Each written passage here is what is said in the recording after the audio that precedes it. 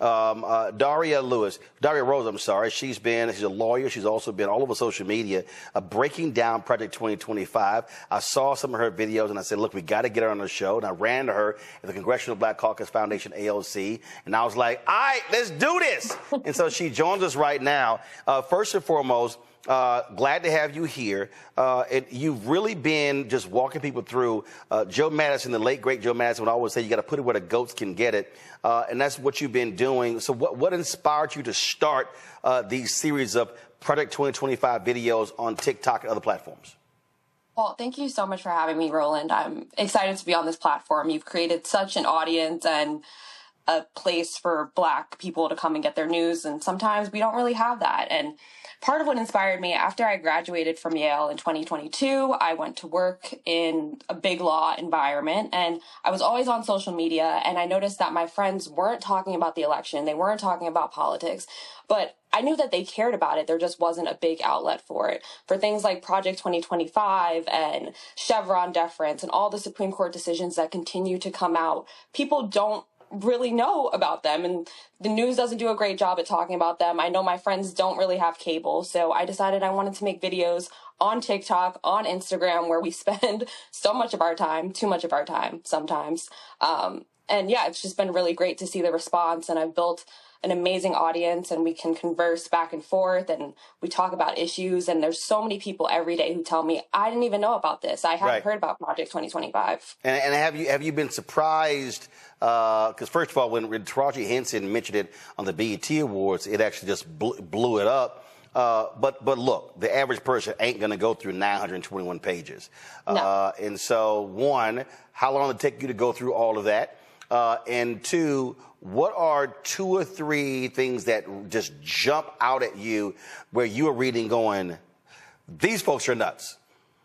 Well, I had heard about Project 2025 way before. People had been talking about it for months. And then when Taraji came out and said it, I was like, okay, it's go time. People are going to be looking this up. They're going to get discouraged when they see the 900 pages.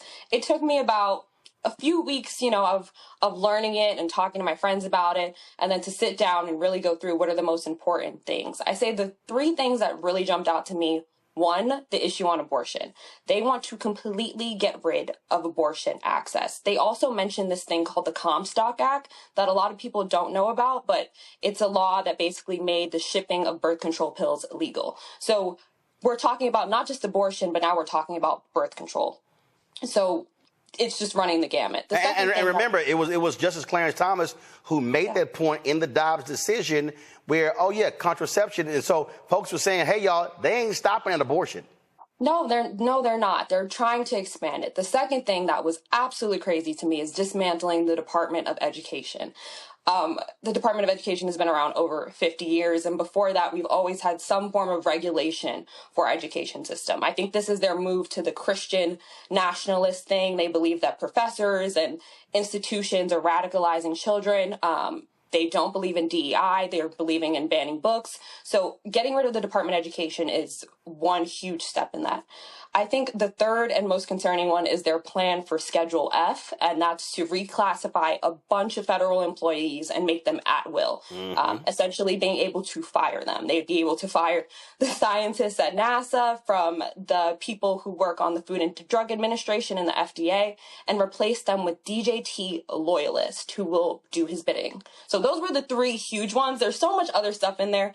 They want to get rid of porn, make it illegal for anyone distributing it. They want to... There's a lot in there. First of all, which is hilarious because the CEO of Grindr said the Republican National Convention is literally the Super Bowl for Grindr for people who are on their app. Yes, I heard that too, and I heard they had to get rid of traffic during it. So it's I remember I was in Tampa in 2012, and the strip club owner said, "Oh, we prefer Republican National Convention over the Democrat National Convention because we make tons of money at the Republican National Convention." But yeah, these sanctimonious folks and all of their religious talk, we know, which is also fraudulent. But one of the things that we talked about at the top of the show is the Department of Justice and how they want to weaponize it. And the point that you also made that folks don't really understand, Project 2025, they want loyalty oaths from all federal workers. And normally there are appointed positions the administration has. No, they want to gut the federal government of the deep state, all these bureaucrats, and they want to say you must pledge fealty to the MAGA agenda. And we all know that African Americans over-index in government jobs. Exactly. They've created this whole conservative LinkedIn platform. So on the first day, if he was to get elected and be in office, he would have 10,000 workers ready at his disposal who have taken this sort of oath, like you say, to be loyal to him. The first time around in 2016, he didn't have this because they didn't think he was going to win. A lot of conservatives didn't take him seriously. So this time around, he has the plan, he has the playbook, he's ready to go. As far as the DOJ and what he wants to do there's so many things. I mean, Donald Trump has said at his rallies multiple times he wants to give officers complete federal immunity from prosecution. And we've seen, police brutality in these most recent months with Sonia Massey's killing. We've seen it with George Floyd, which they're still trying to pass the George Floyd Policing Act. We could forget about that if he's elected. The second huge major part of his plan with the DOJ is weaponizing them to do mass deportations. They want to round up 30 million people. Some of them they want to put in camps. Some of them they want to send back to their home countries. That's not what the Justice Department is supposed to be used for. And the third one is he wants to dismantle the FBI. And a lot of people don't know the FBI is mainly responsible for investigating cases that deal with race-based discrimination, assault cases, any cases where it's anything really related to police brutality. The FBI really takes a big hand in that, and he wants to get rid of that. So all three prongs of those are very, very concerning, especially for Black and brown communities that are already over-policed and over-indexed. Well, again, going through this is critically important because, as you said, folk don't actually read it. That's why yesterday when I broke down how in 60 years, there have been 3 executions on the federal level, but prior to Trump, there were 3, none under Obama and Biden. Trump executed 13 people in 6 months. This man is sadistic. He is crazy. So it's about 2.5 minutes before the vice president speaks. So quickly to the panel. So first, Michael, your question for Daria, quick. Daria, thanks for coming on. Man, ask your question. I'm asking. I said quick, damn it. I'm asking the question. I don't need all that. Thank you for coming on. Good to see you. Get to your question. Comstock Act, 1873. Connect the Comstock Act to the banning nationwide of contraceptives as well as pornography, because all that is connected, dealing with abortion as well. Connect those together, please. Stop rushing, Roland. Hell no. I want Daria to be able to answer, but we also want to cover the vice president's speech. Now, damn it, ask a quick question. Daria, go ahead and answer. Yes, go ahead. I'll answer this in a short way. No, you're fine. You're fine, but go ahead. All of these are really related to the privacy laws that we see, and really about how much you want the government to be in your bedroom and in your home.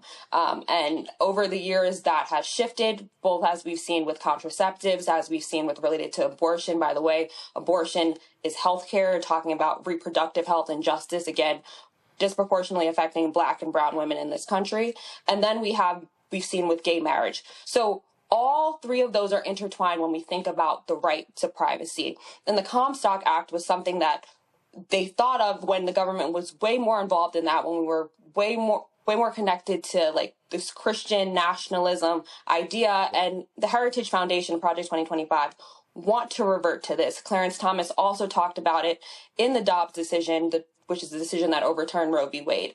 They want to repeal many of these efforts. So it's going to make it a lot harder to get access to contraceptives, to get access to abortion care and reproductive health care. Jolanda. Thanks. My very simple question: what is the scariest consequence that Black men need to be afraid of related to criminal justice with Project 2025?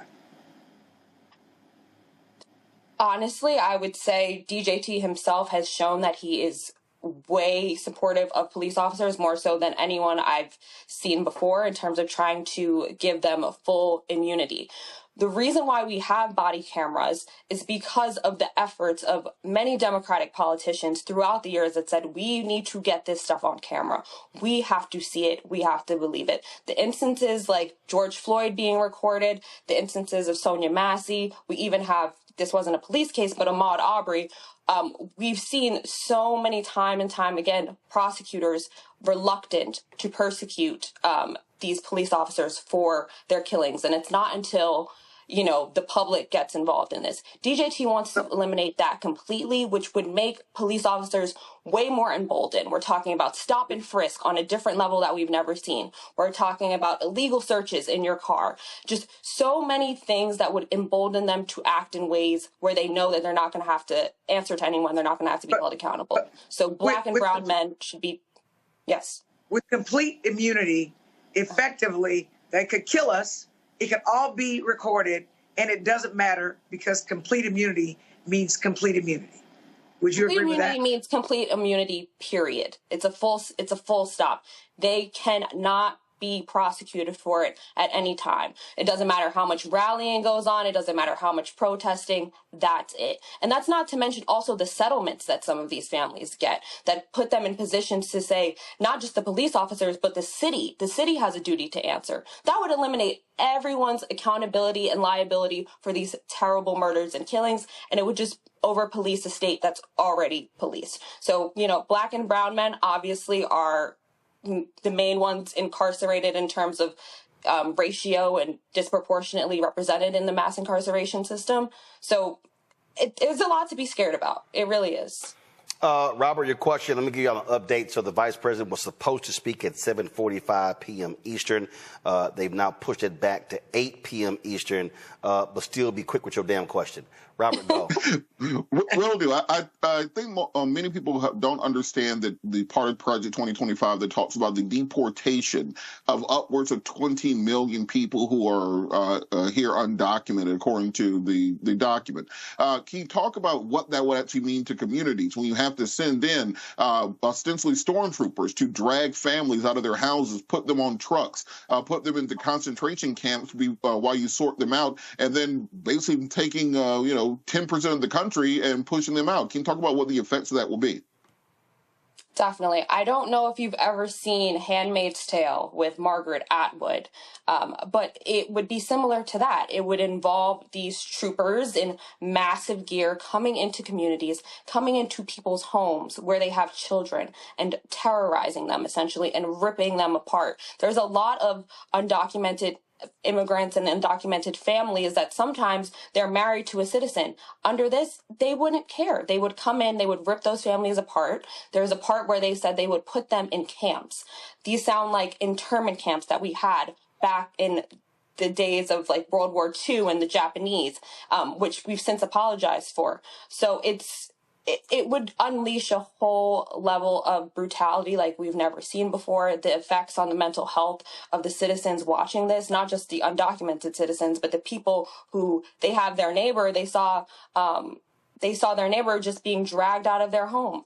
It would be really, really terrible and unfortunate for everyone involved. So there's really no words for it. We've never seen anything like it. It would be a mass rounding up of 30 million people in a lot of cases who are vital to our economy, who work alongside us, who live alongside us, who eat alongside us. And Daria, the thing that people really need to understand, first of all, anytime the Trump people say, oh, we disavow this, they're lying. They're lying. A bunch of Trump officials wrote it. They are in lockstep. We already know, which you know well, he followed everything the Federalist Society wanted to do in naming Supreme Court justices. And so all he's going to say is, okay, here you go, Heritage Foundation. Y'all do what the hell y'all want. I'm just here for the pomp and circumstance. So people need to understand, this is a working document. This is real. This is literally the hardcore right-wing blueprint master plan for completely decimating the federal government. That is their absolute goal. This is not a theoretical exercise. No. or a hypothetical exercise. It is real.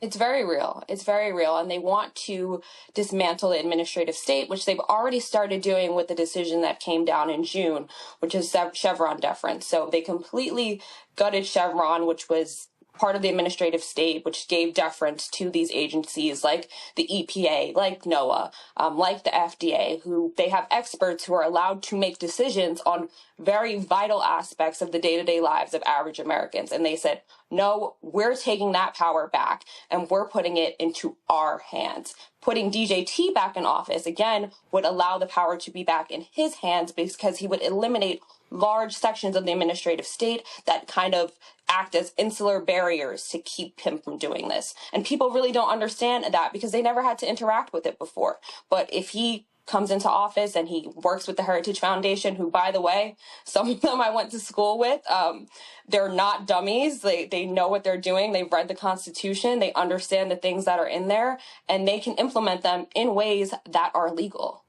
Absolutely, absolutely. Daria Rose, we appreciate it. We're going to have you back, and so just let us know when, because and then what we do is, just like I've been doing, like taking these segments, driving them on social, because I mean, look, you're approaching 200,000 followers on TikTok, about 25,000 on Instagram. That's important because the data shows that folks 18 to 35. More than 50% are getting their information from TikTok and Instagram. So if we're not feeding real information into those platforms, then folks are seeing a bunch of misinformation, a bunch of lies, a bunch of BS. And so you got to have folks who are breaking this stuff down in bite-sized ways for people to understand.